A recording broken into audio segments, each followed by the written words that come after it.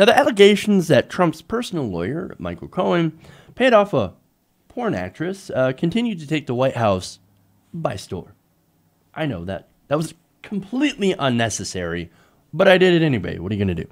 Now, after Clifford's, a.k.a. Stormy Daniels' attorney, put out a sketch of the man who allegedly threatened her, and of course that threat was years ago, that basically, hey, look, you shouldn't talk about this, all right? If you talk about this, some bad things are going to happen.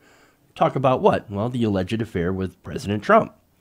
Now, the lawyer tweeted that out, that sketch, which prompted the president to tweet this in response.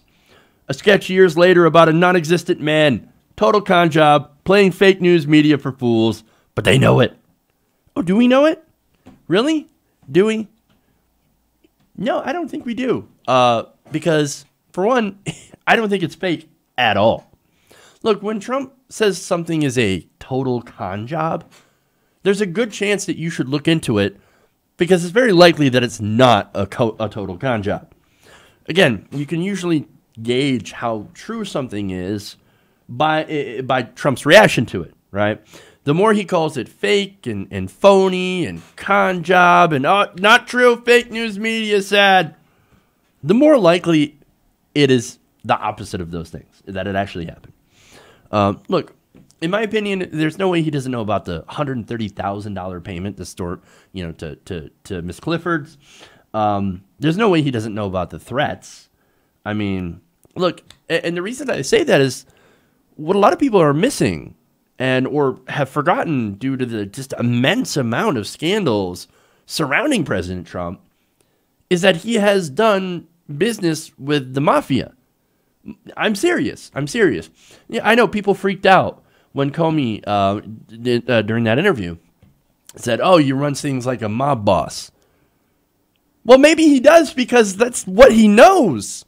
Again, New York City, real estate, mob ties, shady buildings. Come on, man. It all makes sense. By the way, I want to go and back this up because, look, I'm bringing my receipts, right? I'm bringing facts to the table. This is according to an article last year in Politico written by David K. Johnston about Trump's mob ties. He writes, Trump's career has benefited from a decades-long and largely successful effort to limit and deflect law enforcement investigations. Oh, he's been under investigation before and kind of knows how this works. Into his dealings with top mobsters, organized crime assets, labor fixers, corrupt union leaders, con artists, and even a one-time drug trafficker whom Trump retained as the head of his personal helicopter service. No, wait, drug trafficker?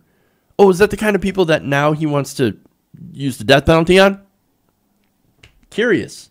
I'm assuming that he no longer employs this specific person. Now, look, that's David K. Johnston talking about this, the long documented ties. But it's not just Johnston. You also have Wayne Barrett. Now, he wrote a 1992 investigative biography of Donald Trump's real estate dealings, right? And he also, in that, had tied Trump to mob and mob-connected men. So how this relates to the alleged threats against Stormy Daniels, what's a mob tactic? Sending somebody out there to, hey, you keep your mouth shut, okay? Like, we don't want to hear this. You're not going to sell your story. You know, you got that hush money. Now shut up. That's a mob move. Come on. I mean, look. And of course, the reason that I believe that this actually did happen, that there were threats, is because in their eyes, this story could have potentially derailed Trump's presidential campaign. So, look, and the reason that I also point to that is because it hasn't been very long. It wasn't that long ago that a sigh or a scream or calling half the country moochers could get you disqualified from becoming president. Is this a couple election cycles ago? Dean Scream, right? Or Al Gore's, like I said, Al Gore's sigh, or Mitt Romney. Look, It was so easy to get yourself disqualified from being president beforehand. Now the rules have completely changed. There is no longer any bar.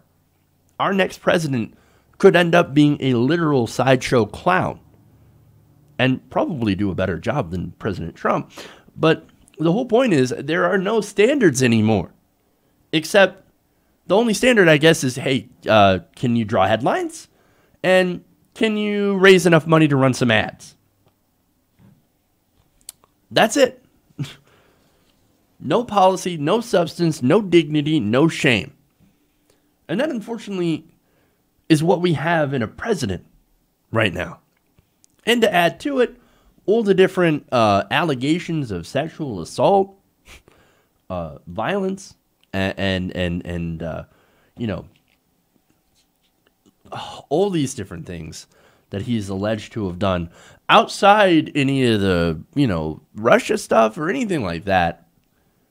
Now we know that he allegedly likes to send people out to threaten women.